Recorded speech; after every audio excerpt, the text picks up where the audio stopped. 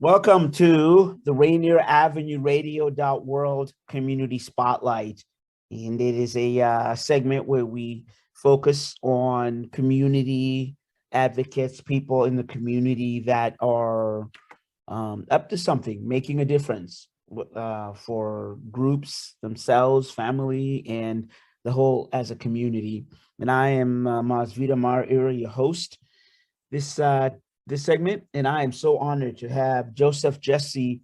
Welcome, Joseph. I would say a marketing consultant, someone who's making a difference in the community. We'll go more into that, but without further ado, Joseph, welcome. Mm-hmm. Yeah.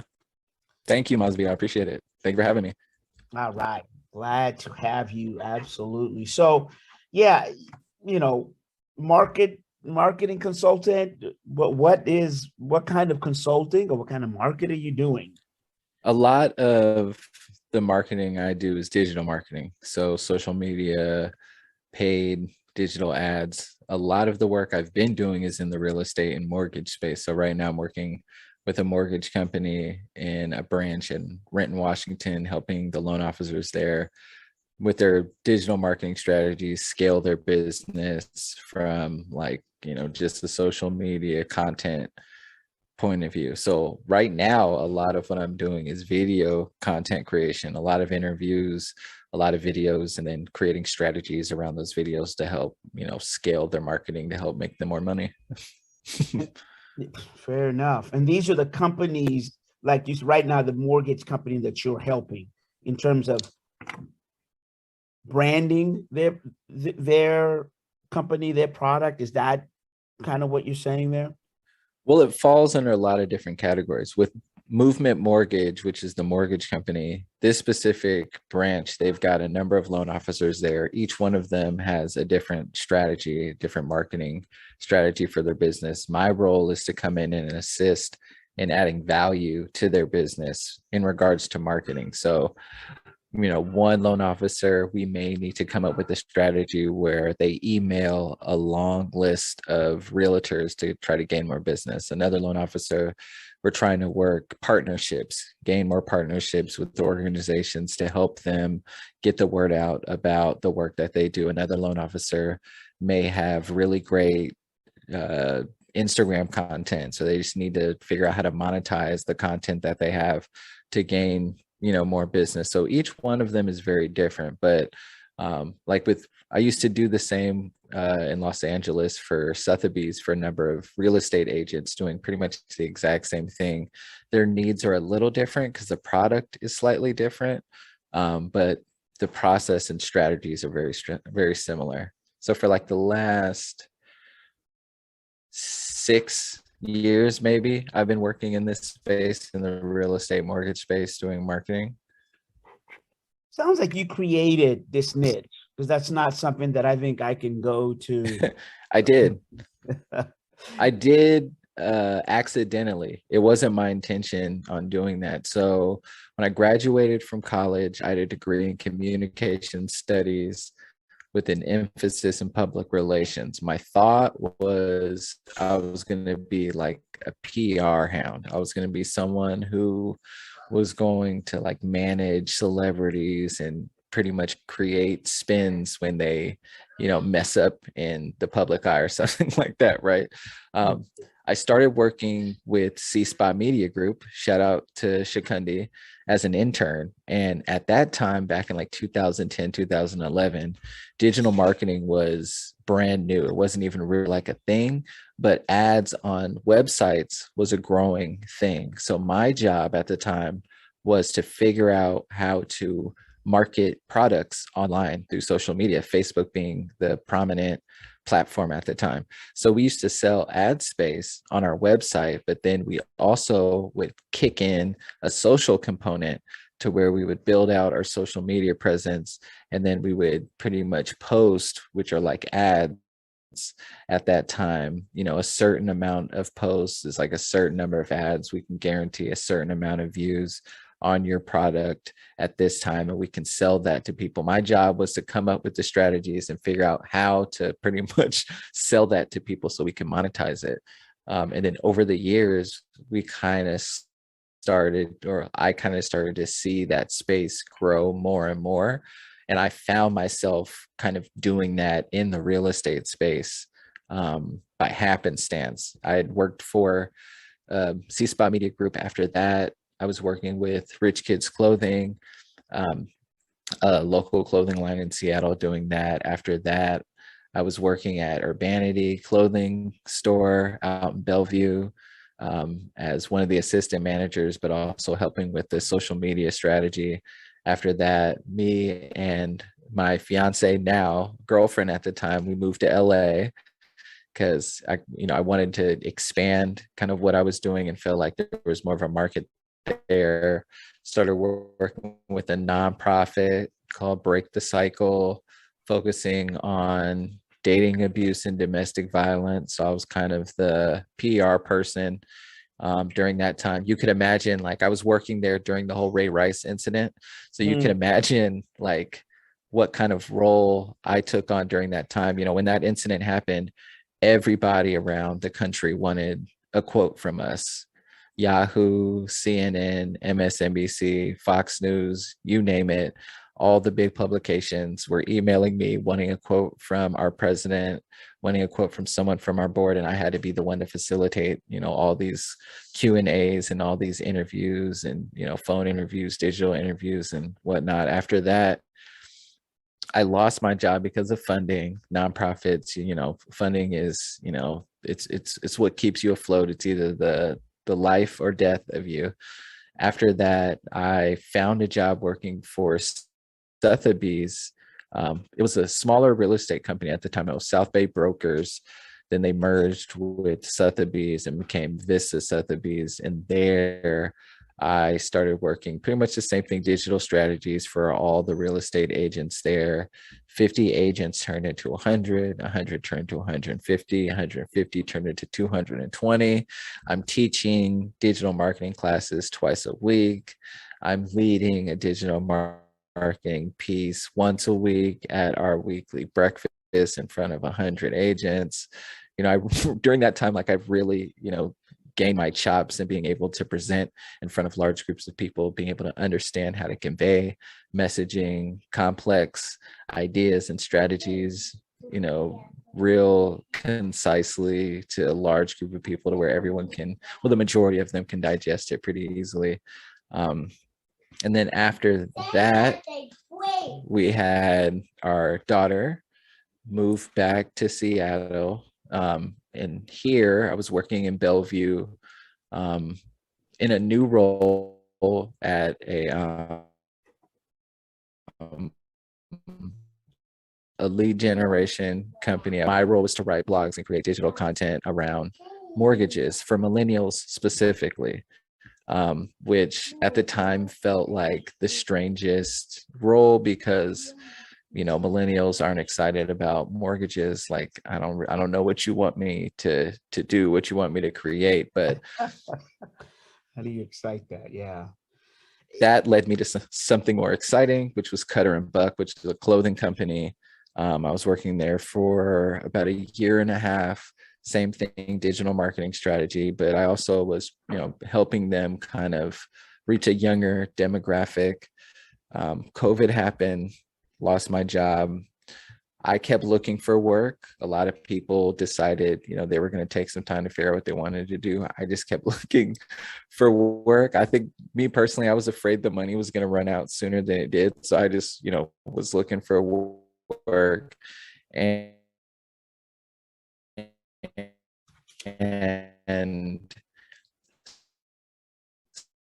Sandra, who's one of the loan officers at Movement Mortgage, she found it. Hey, I've got a marketing gig. Went through the process, and I've been there. It was a year in August since I've been there.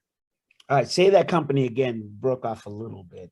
What's the name of the company? Movement Mortgage. Okay, Movement Mortgage. All right, that's a lot. And exciting. It's interesting that Yahoo and some of those people that called you, those companies aren't on the forefront of, shall I say, in the news cycle, which is interesting because of the evolution and of not only news gathering, but the dissemination of it. But I'm going to go back a little bit to when you went to school. Let's stop there, because where did you go to college, and the dream you had there, right? Of let me go to school. What was the intent? You said the PR. I got that, right? You graduated as a, the typical PR degree, marketing, but where was the college you went to? There was nothing typical about my college process. So I graduated from Barry University, which is in Miami, Florida. Now, how a kid from Seattle, Washington got all the way to Miami, Florida is a much better story than just the school that I went to. So I went to North Seattle Community College first for 2 years. I played basketball there on scholarship for 2 years. After those 2 years, the only options I had for basketball were walk-on offers. Locally in the state of Washington, I had 2 walk-on offers in California, but I'd have to play behind people. So I took the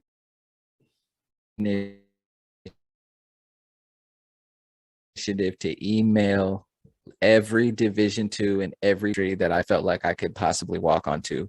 Barry was one of those schools. They emailed me back and said, "You're eligible for a partial academic scholarship." I was gone.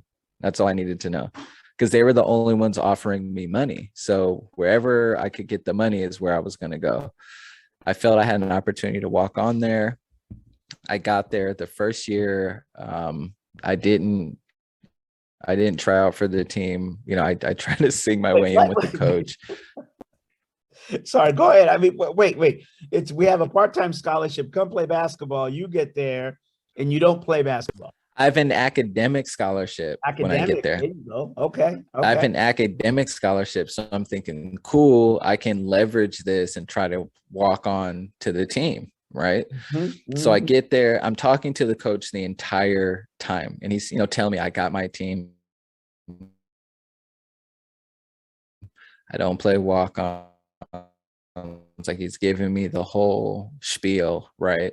So I don't try out for the team. That decide not to, just because the balance of college, being a college athlete, and then the workload that I had, because I was a transfer. So I'm towards the end of my tenure in college as opposed to the beginning. So my workload is much heavier.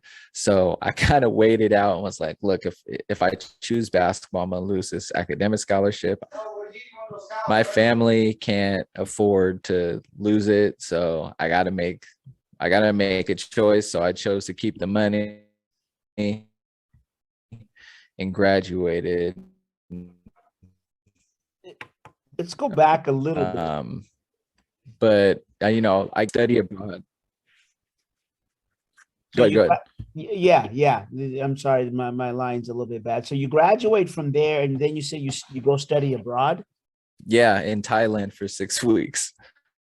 How did that come about? Because you're in Florida, right? I mean, that's a different ocean, Pacific. So yeah, it was all over the place. So my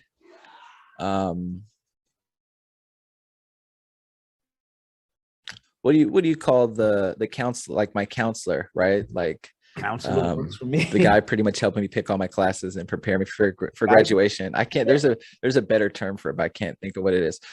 But he was telling me, look, you need like 6 credits to graduate. You can either do summer school or you can do a study abroad program. You can use financial aid to do the study abroad program. It costs just as much as it would for you to live in the dorms and have your meal plan if you're here in Miami.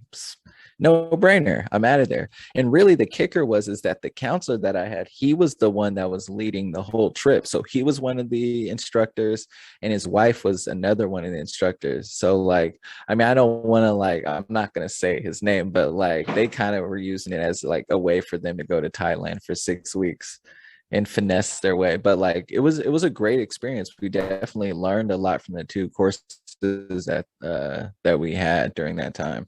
No, studying abroad. I mean, that's an exceptional. It doesn't. There wasn't any, it didn't sound like any malice or anything like that. It is the leveraging and giving opportunities, and I'll go out there, and getting different kids to experience that study abroad. So, Oh man, what that did for yeah, me yeah, as the far as experience you had to, perspective yeah, was incredible. You know what I mean? Like it's so, I learned about the stages of living in another country, which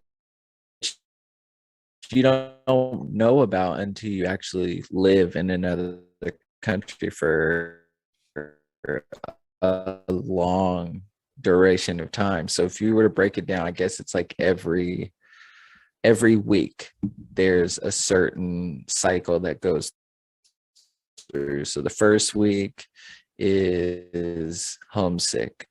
Second week is the norms of where you're at. Third week is a sim. I forget, but it's like now you've completely like folded yourself into the culture. Now you've gained a routine. And so once that happens, you come back to the United States, you have to do that all over again. And to do that coming back here was a complete trip for me. Like that was something that I was not anticipating, was having to like reacclimate to living in the United States after living in Asia for 6 weeks. the courage to the courage and belief to North Seattle, Miami, believe in self. That was there before college. Where did that come from?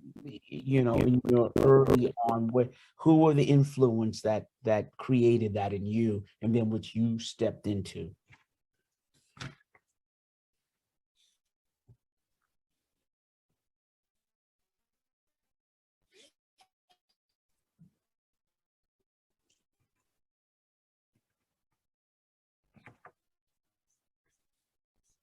I would say if I guess influence would be my grandmother, my mom's. That was the one person wrong. I was still all right. You know what I mean? It was just it was a lesson to learn from, right? So any opportunity I got to do something awesome or incredible, she was always the first person I wanted to tell. And she was always like the most overjoyed about the smallest things that I would do.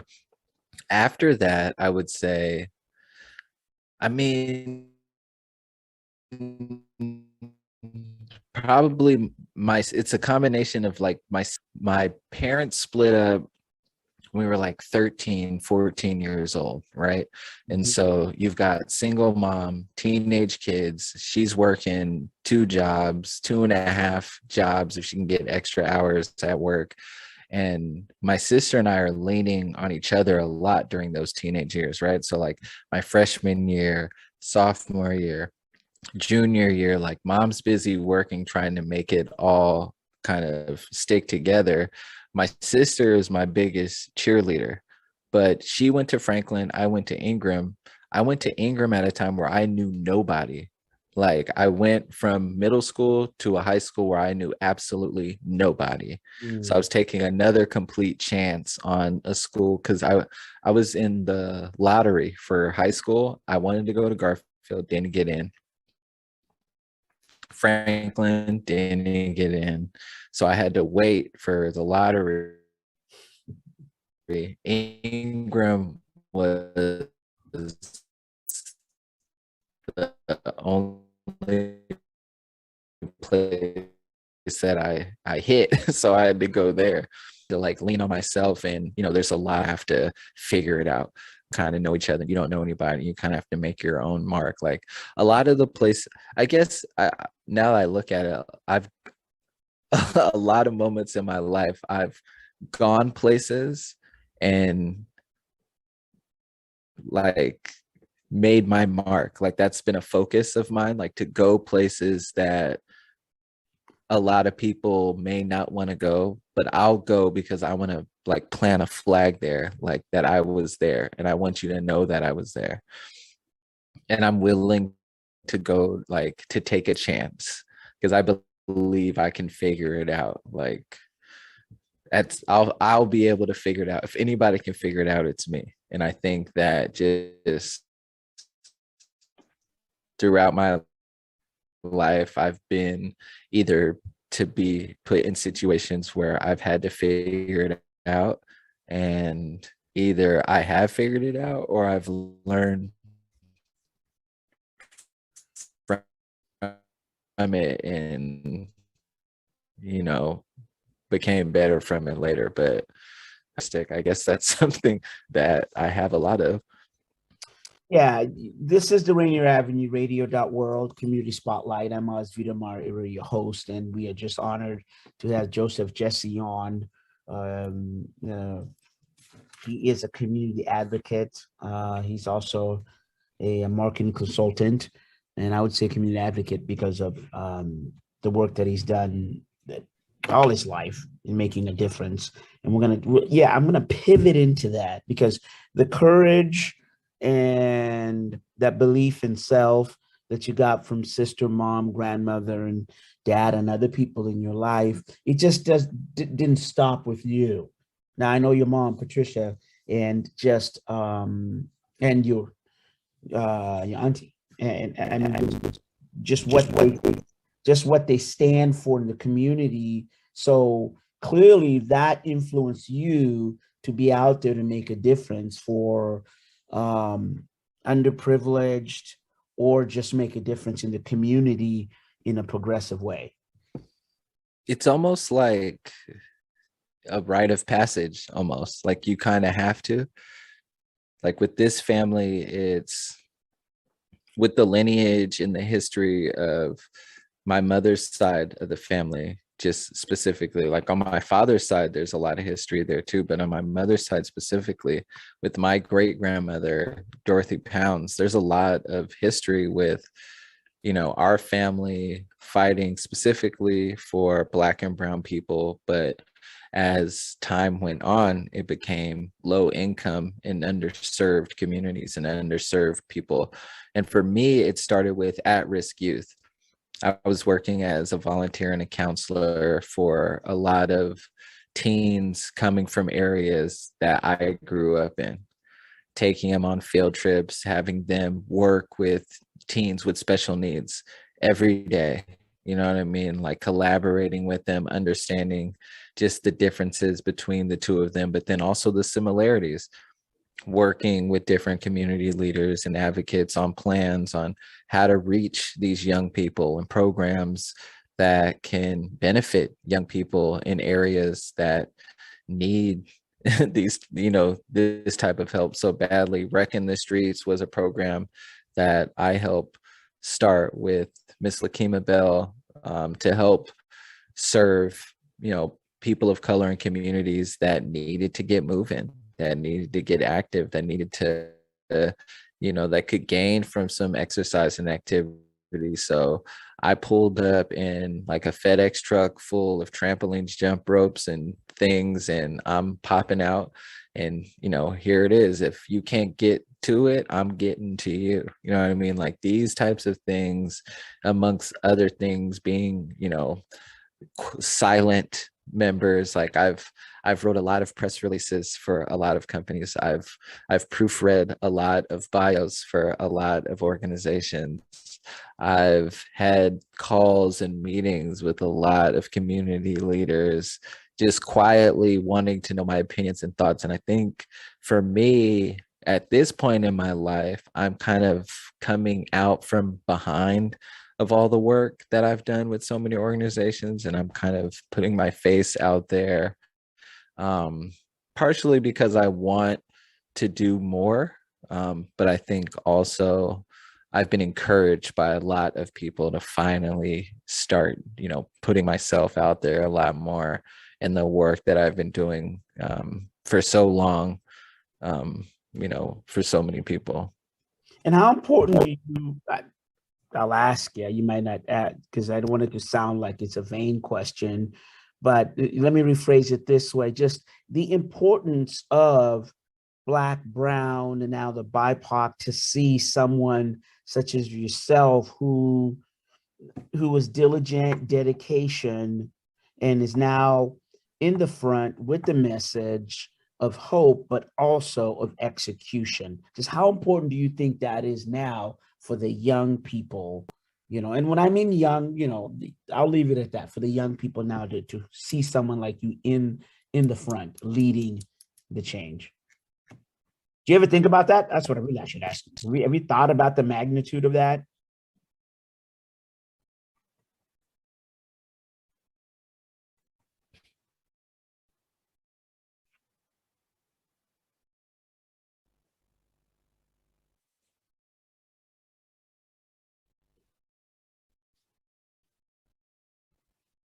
Let me go back. I think, okay, so if I thought about it on a much bigger scale, like that you're speaking of, but when I think about that,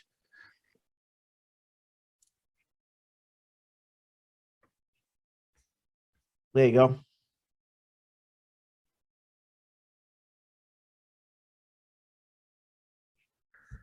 do you want to ask me that again? You just want me to answer?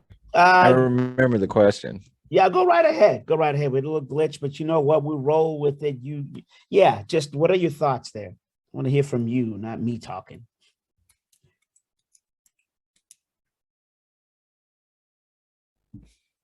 So,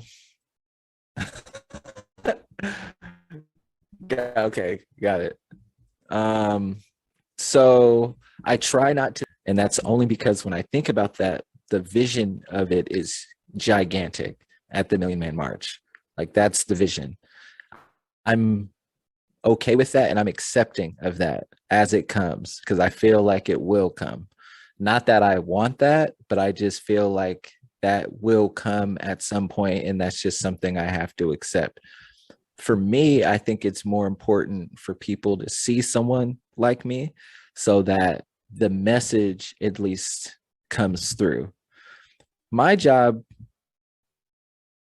at least how I feel, has never been to persuade people to deliver the facts and information so that people can make an informed decision. That's all I've ever really cared about, regardless of side. I've always felt that the people that are underserved and the decisions are usually made for them. So to have someone like me who can, put it in ways that people can easily understand so that they feel confident about the choices that they're making, to me, that's what's most important. That ability may then lead itself into a much bigger presence where I'm speaking to a much larger audience of people naturally. But in the moment, I'm a trustworthy channel, right? And I'm okay with that. I'm okay with being a trustworthy channel of facts and information. Brilliant. He is Josesh Jessie. And you're doing a little bit of work before we go. I've probably got about 60 seconds. You're doing some work with the Energy Coalition, correct? As you continue. Yeah. Okay. Yeah. So like I said, a lot of the work that I'm doing, specifically with the Energy Coalition, is to really help those who don't have all the facts and all the information, specifically right now about the gas ban that's going on. This gas ban is going to affect specifically BIPOC community members, and that's something that is in the fine print if you do read the facts and information, but it's something that isn't widely being spread or said. So once again, someone needs to speak to our community, and I happily am stepping up to that role to be able to present that information so that our people can make an informed decision on if they want this or not. That's it. Yeah, and that the power of choice, that is really what the Civil Rights Board against Brown against Board of Education. It really is about educating. Apartheid over in South Africa is the same thing, and whether it's here in the United States or look globally, the ability to be educated powers people to have the choice. And Joseph, you are an advocate and a conduit for that. And so just really honored to have you for coming on Rainier Avenue Radio.World's Community Spotlight. And good luck to you in continuing all the work you do for the community. Thank you for coming on the show.